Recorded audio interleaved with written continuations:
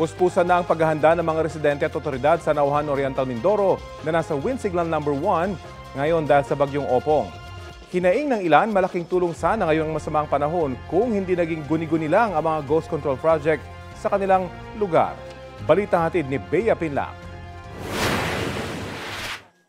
Bakas sa bahay ni Mang Ronil sa Barangay Apitong, Nauhan Oriental, Mindoro, ang epekto ng paulit-ulit na pagkalubog sa baha.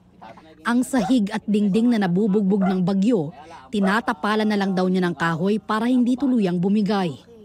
Minsan tulog kami, tapos yung aso ay maingay. Pagbaba namin tubig na pala. Tapos minsan nadadala yung kung anong mga nasa baba na anod, hindi namin alam, baha na pala. Kami ang kawawa, babahain. Talong-talo, ma'am. Kaya sa nagbabadyang paghagupit ng bagyong Opong sa probinsya, bakas din sa mukha ni Mang Ronil ang takot dahil sa posibleng pinsalang idudulot nito. Kung hindi lang daw sana naging ghost project ang mga pangontrabaha sa kanilang lugar, maiibsan sana ang paulit-ulit na problema. Medyo nakakasama ng loob. Kumbaga pira yun namin, tapos doon inilagay sa flood control daw.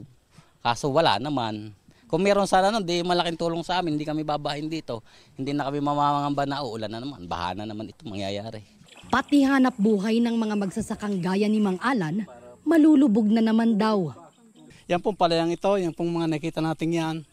Yan po ay talagang lubog po sa tubig yan. Ang nangyayari po sa amin, nagiging kaawa-awa, maliliit na katulad namin, na wala pong ibang inaasahan kundi po makisaka or may palayan. Yung flood control na yun, sayang. Kung dito nga sana napalagay, edi sana wala na po kaming...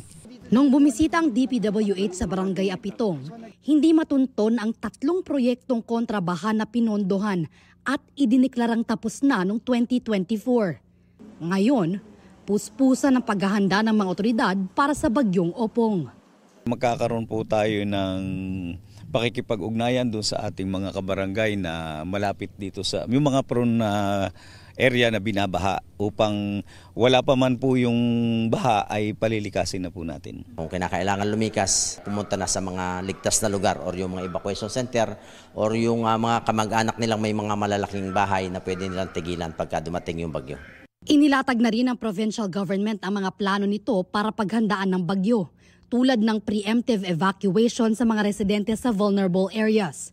Suspendido na rin sa Biyernes ang pasok sa lahat ng antas sa mga pampubliko at pribadong paaralan, pati sa government offices sa Oriental Mindoro. Bea Pinlac, nagbabalita para sa GMA Integrated News.